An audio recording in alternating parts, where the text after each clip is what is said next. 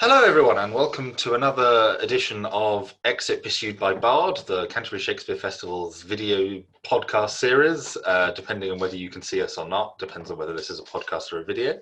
I'm here with Sarah Lockyer. Sarah, introduce yourself. Hello Elliot, hello everybody. Yes, I'm Sarah Lockyer. I'm a recently retired head teacher. I taught English and drama at schools and universities for many years, too many years to mention really. And I've been living in Canterbury for about 3 years now. 3 years, wow. So tell us about the first when you first joined CSF. Well, I was in the centre of Canterbury, and on impulse, I decided to audition. I saw auditions were going on for the festival. They were about to start, so I popped off, had a coffee, and came back. And I read for the Merry Wives of Windsor, and I was delighted that I got cast as Mistress Page. And so this was in 2019. And I took part in the festival then. It was a great experience. I mean, I think the thing that stood out for me was just the enthusiasm of the team and how many different kinds of people were taking part in the festival. I thought that, maybe it would be mostly students, and there were some students, but there were people of all ages, all walks of life, and that's what makes it really vibrant. So I really enjoyed that. And of course, I got the bug. So I've been involved with the festival ever since. I had the fortune of being cast as the abbess in the panto that year, and then as a friar in Much Ado, which we did online. So I'm getting a bit typecast as a cleric. And the Archbishop of Canterbury. And I was the Archbishop of Canterbury as well. So the great thing is, of course, the same costume. Yes. But I'm hoping at some point maybe I'll have a part that you could branch out. Yeah, I would like to branch out. And of course, the main way I'm branching out is by pitching to direct. And I'm going to be directing Henry IV, part 1 soon. Yes, wonderful. Tell us a bit more about Henry IV, part 1 in general, because I think I'm right in saying it's definitely the first time we've done it in the festival. Right. And I think it might be the first history we've done. Right. It isn't one of the Roman ones, but I don't think we've done a history before. No. Well, I mean, the history plays, I think sometimes people get a bit put off because they think, oh, it's going to be, about history that I don't know. But Henry IV, part 1, is the first play, I suppose, that I really studied in any depth. And as in many of Shakespeare's history plays, and in fact a lot of his other plays as well, it deals with that issue of how do you balance your private life and your public life, which I think is particularly relevant nowadays.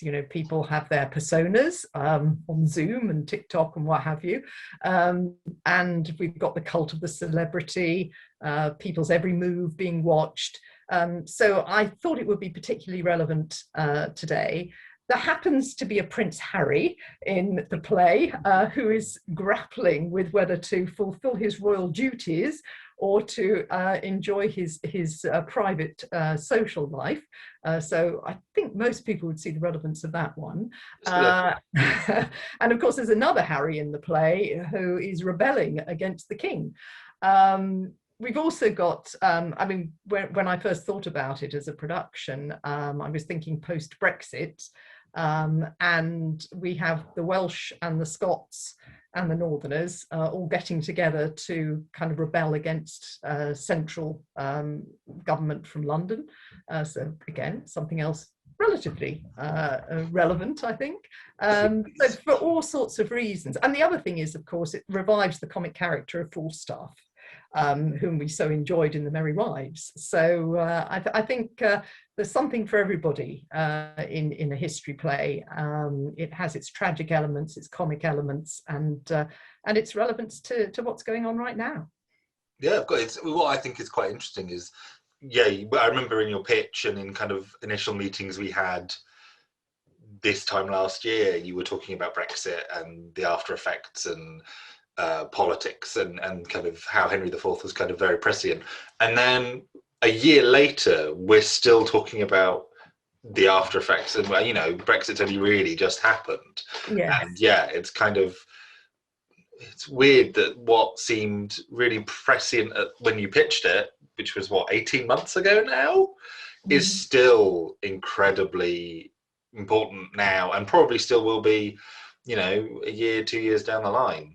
Oh, absolutely. I mean, particularly with the idea of Scottish independence and levelling up and all of those things as well, internal politics as well as what's going on in terms of Brexit. So, I think it's one of the things that I think is different about Shakespeare from his contemporaries is that, it's a cliche, but Shakespeare plays are timeless. If you read some of his contemporaries, I mean, excellent playwrights like Ben Jonson, they're not nearly as accessible because there's a lot of reference to politics at the time, the history, the context, the religion, and you don't get that so much in Shakespeare. So you can do a modern version, you can think about how it's relevant to your own society in a way that is very different and makes it very special. Yeah, I always think the only real reference Shakespeare makes to things not inside the play tend to be classical references to Greek, Roman, etc. myths, which I think is really interesting. Whereas, yeah, you're right. You read something like Ben Jonson or Marlowe, a lot of the time they're referencing what's going on at the time, which, unless you have a detailed knowledge of Elizabethan history, you might go over your head. And some of the classical references do go over your head. I've lost count of the number of times I've had to look up what certain flowers mean, or this obscure god that I don't quite remember who they are. But whereas it doesn't matter so much if you don't know that much about the Puritans. You can still enjoy Malvolio and being a fool. So there are some contemporary references, but they can be moved into a different time quite easily, I think. Yes, definitely. So why do you think Shakespeare's important then, moving on from there? Well, I think he's important. I think, as I say, I think it's partly because he's timeless, and so his plays we can relate to them. And it doesn't matter what culture you're in either. My first teaching job was in Kenya, and I saw a production of Macbeth called Macabeti, which was a Swahili production, and it works really well. I mean, the idea of a leader who is taking it too far and people turning against him. I mean, gosh, that's relevant in pretty much every culture, but certainly, in Kenya at the time where there had been an attempted coup quite recently, it's that timelessness, I think. And I think the other thing is about Shakespeare, and it goes beyond him, is that it's our medium. I mean, I think in the UK, in England, in Britain, we do drama. If you think of opera, you think of Italy, you think of ballet, you think of Russia. But I think when you think about England, you think about plays, and that's where it all started, really. I mean, it goes back before Shakespeare, but that explosion of dramatic talent that has really never waned. I mean, it's what we still do, and I think we're known for it throughout the world, and always will be. And Shakespeare's always going to be central to that. Yeah, definitely. I mean, there's something to be said for the fact, in London there's 6, 7 major world recognized drama schools. Not that, compared to the rest of the world, we're tiny. It's quite telling. Absolutely. And if you look at the cast list of practically any TV or film, if you look them up, most of them end up being British, doing really good American accents. Yeah, it doesn't happen the other way around quite as well. No, you can tell when it's an American doing a British accent. The Frasier springs to mind. Daphne's family are all American. And of course Dick Van Dyke springs to mind too. Yeah, I try not to let him spring to mind, to be honest. But yeah. So what's your favourite play, Discounting Henry? Oh, that's a difficult one. I think, well, I've already referred to Twelfth Night. I think in terms of comedies, that is my favourite. One of the reasons is it's the first Shakespeare I went to see. My grandparents took me to see a young Judi Dench as Viola at Stratford many, many years ago. And I mean, your first experience of anything always sticks with you. Oh, And I mean, I remember the lovely contrast between the kind of poignancy and the romance, and then the just broad comedy. It was super to see Malvolio in his yellow stockings, and they did a wonderful Sir Andrew Aguecheek. They did him as Scottish with a kilt and bagpipes, and but it's a marvelous play. It's one of the mature comedies too, in terms of when Shakespeare wrote it. So he was writing it about the same time as he was writing his main tragedies, and so it's got a lot of depth to it, and it's got, you know, it's edgy. There's always that sense in his mature comedies that, you know, you can't tie it up with a bow at the end. There's always going to be some tension left, and so I think it's just fantastic. But if I'm allowed to, I'm going to have to say a tragedy as well, and that would be Othello. And the reason for that, I think, is, well, I mean, all the tragedies are fantastic, but I think Othello has just a marvelous villain in Iago. One of the best. One of the best, if not the best. And in the middle of that play, right in the middle, Act 3, Scene 3, you know, right in the center of the play, there is this, it's a marvelous scene. It's one of the longest scenes in Shakespeare.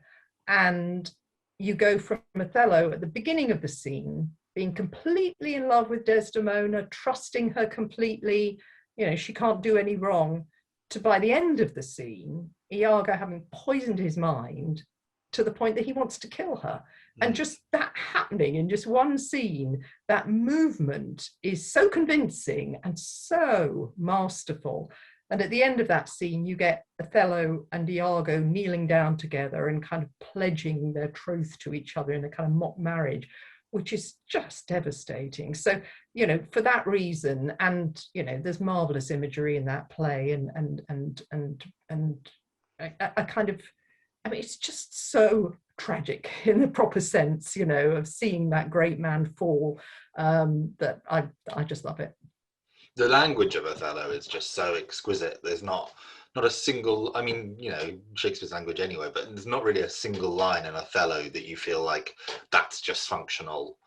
They're all so beautifully written, and all the parts as well. When we did it in 2017, I think it was the third year of the festival, I think. Yeah, it was done with quite a small cast, but it was everybody had a nice meaty role, and they got a lot to do. Yeah, and it doesn't have a subplot, you know, and you know, I've got nothing against subplots, but I find in Lear that sometimes it feels a bit diluted, and it's also quite difficult to know when you're doing a production of it, you know, to what extent do I really use all of that? And I think Hamlet is marvelous, but it's very far-ranging, and again very long.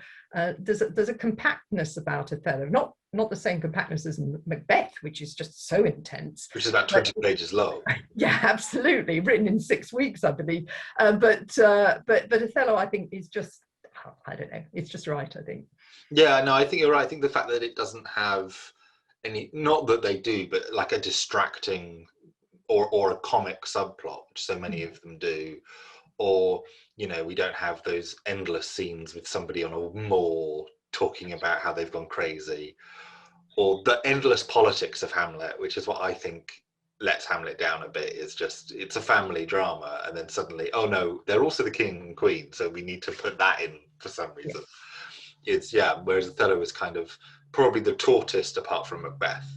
I think so. And the other thing is, you know, as I was saying at the beginning, you know, that public life, private life. I mean, I think it's marvelous, because he ends up in Cyprus. He's meant to be there, you know, to stop an invasion. The invasion doesn't happen. So what does he do? You know, he's a soldier. He's not used to having time for his private life. And, you know, that's what Iago comes in and starts to mess with his mind about, because, you know, he doesn't have a purpose anymore, and so he's very clever. I was so excited. I went to Cyprus a few years ago, and you can go to the castle and stand on the ramparts where you can imagine Othello arriving by sea, yeah, it was very special to do that, actually. That sounds lovely.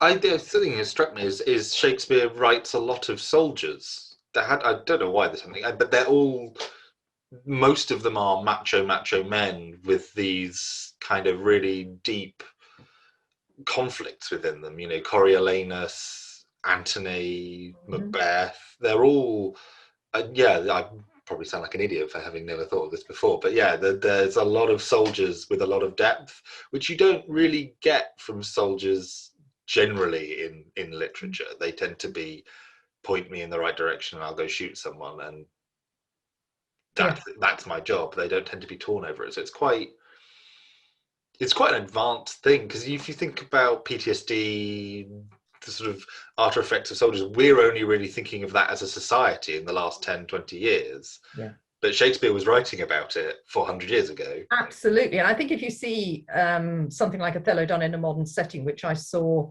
I think I saw it at the National, and they had, you know, helicopter effects and a jeep and things like that. And it was very much, you know, military. And then within that, you've got this love story. It was, yeah, very moving, actually. Is that the one with Rory Kinnear? Yeah. Yeah, I saw that. That was really good. Yeah. I think Rory Kinnear is one of the best Shakespearean actors we've got at the moment. Yeah. He's just not. Yeah. He doesn't do as much on sort of camera as I feel like he should. No. So what would be your favourite quote or line or speech from Shakespeare? Again, it's really difficult. I mean, there are so many. One could pick so many. And so I'll pick one that's important to me personally. My parents met in the theatre. As I said, they were both in repertory theatre back in the day. And when my mother died a few years ago, on her gravestone, my father put the quote from Antony and Cleopatra: "Age cannot wither her, nor custom stale her infinite variety." So for me, that quote is always going to be very special. Oh, that's a lovely quote as well, and from a lovely, if overly long, play. Yes, and maybe could have been slightly better structured as well. Yeah, killing Mark Antony off at the end of Act 4, but then still having Cleopatra around for a whole other act. It's yeah, and you also have scenes that are kind of 4 lines long, where a whole army has to march in and then march off again. So how that was done at the Globe, I'm not quite sure, but anyway.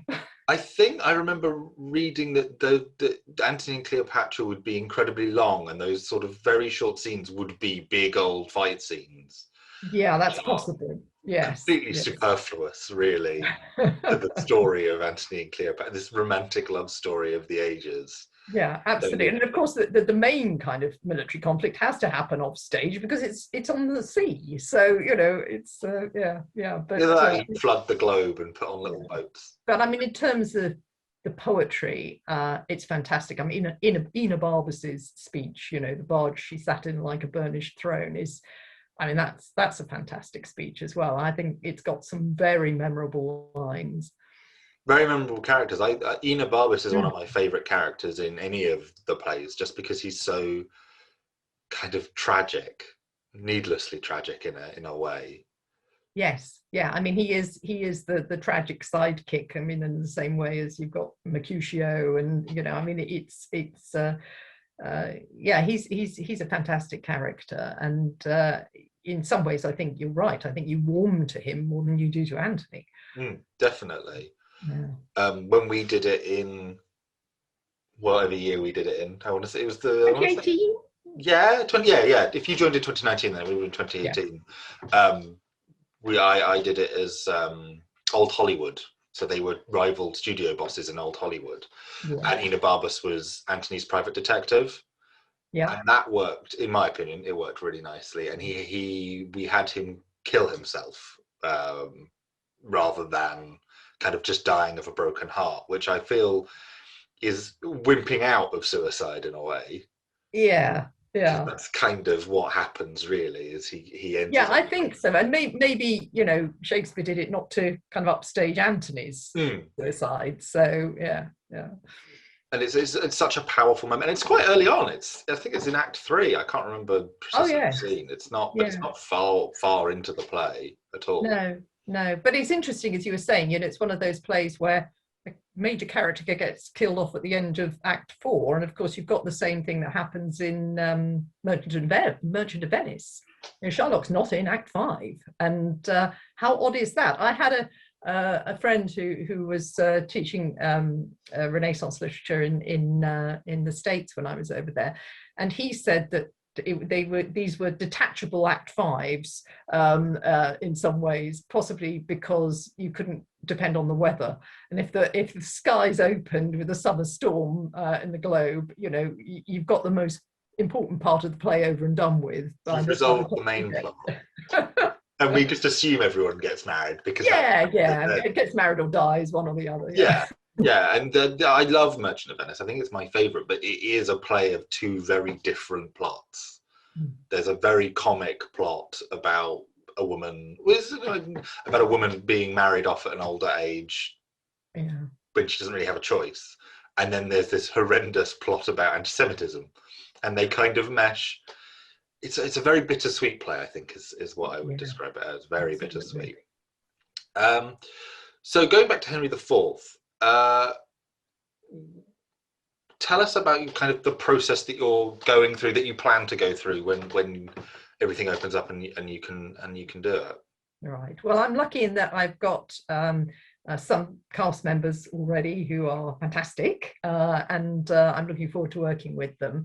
And I think the important thing is to understand the relationships. I think it always is in Shakespeare. Before you kind of dive into, how are we going to do this scene, I think it's developing those relationships. There are lots of father-son relationships in the play. So you've got Prince Harry and his dad, you've got Harry Hotspur and his dad, and of course you've got Prince Harry and Falstaff, who kind of act as his father too, as does Glendower with Mortimer and Hotspur. So lots and lots of those multi-generational links, which again you see quite a lot in Shakespeare, actually, particularly in the histories and the tragedies. But I think just to work those out and see the contrast between them, what does Hotspur get from his father? What does he get from his uncle? What does he get from Glendower? What are the needs of the younger generation, and also how is the younger generation rejecting the values of their parents or their parent figures? So I think working in pairs with those kind of relationships, finding the key speeches and lines that point to those relationships is going to be very important. Also, of course, it's important to get the kind of comic dynamic. And I think, that the key to any good production, in my opinion, is, apart from being able to hear the words, is pace. And, how do you pace it? Which scenes can you take your time over? Which have got to be snappier? How do you get the kind of nice bit of almost slapstick comedy with Falstaff and contrast that with serious notes? So contrast, pace and relationships are a place to start, I think, and then I think you can build up from there. And it's challenging because I've decided to set it in modern times, and that's always a challenge because you can't avoid the references to horses and swords and noblemen and what have you. But I think if you're true to the text, say it with conviction, but treat it as a metaphor, you don't need to tinker too much. I'm not a great one for tinkering with the text. I mean, I'm quite happy to move the odd pronoun if you're casting, women in male roles or vice versa. But I don't like changing a lot of the speeches because I think they stand up, they work, and the audience will go with it if you're true to it. Yeah, I think audiences almost universally come to Shakespeare, especially modern set Shakespeare, with kind of a rudimentary understanding that not all of this will necessarily work in the time period that we're seeing it, but they make allowances for that because it's a play written 400 years ago. There are going to be references to horses and swords and whatnot that we just can't get around. But if you, as you say, if you act like they're metaphors, the audience will love it. and Yeah. they'll get it. Yeah. And the other thing is that, you know, even in Shakespeare's time, you know, that you have to suspend your disbelief a bit, you know, as he said, you know, you've got to pretend that this is Agincourt, you know, when you're in a theatre in London in broad daylight, you know, you have to bring something to it. I think perhaps, you know, going back to one of your former questions about, you know, what's important about Shakespeare, I think, you know, he's quite demanding on the audience. You know, you can't let it just wash over you. You've got to be engaged. You've got to go with it. And I think that's well, it's part of that wonderful experience of going to a Shakespeare production.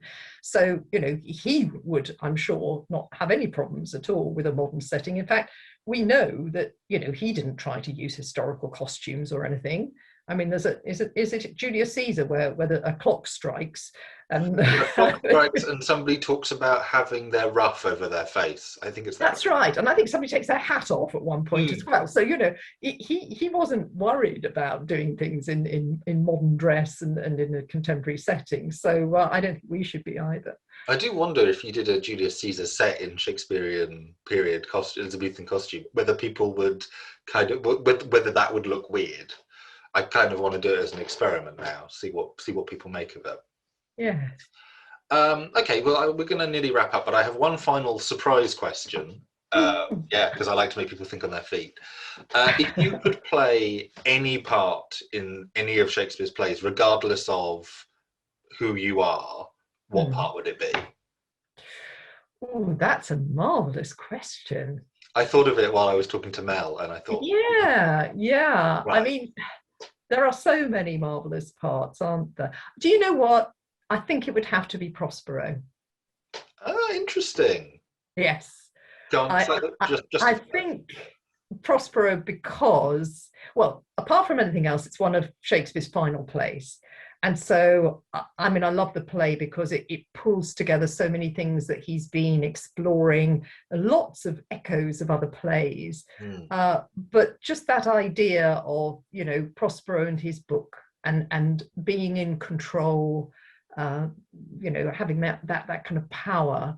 But also, I suppose, not that I feel that old, but, you know, having retired, that sense that, you know, this will slip away. And that right now, you know, he's at the height of his powers, but it's in order to resolve things, to make things the way they should be, and to pass it on to the next generation. So, you know, it's a fantastic play, and there's some wonderful scenes, wonderful speeches, and wonderful effects as well. It's got that kind of magic to it. So yes, I think I would have a go at Prospero. I don't know if I'd be as good as Patrick Stewart. I thoroughly enjoyed seeing him doing Prospero, set in the tundra in the it was set in that kind of desert landscape. Very interesting. Oh, interesting. I hadn't heard of that production. I'm going to have to look that up. Yes, do. I mean, yes, it's set in the frozen north, and it's pretty powerful. I mean, I'm a great Patrick Stewart fan. I've seen him as Macbeth, and I think he's got he's got a little bit more than Captain Picard about him. Not that he was terrible. No. I'm a great fan, but there's something about seeing, you know, a good Shakespearean actor live, and I've seen lots of them, but those were memorable productions. Fantastic. Well, thank you very much, Sarah. And thank you for those of you watching and listening at home. We look forward to seeing you and hearing you again next week.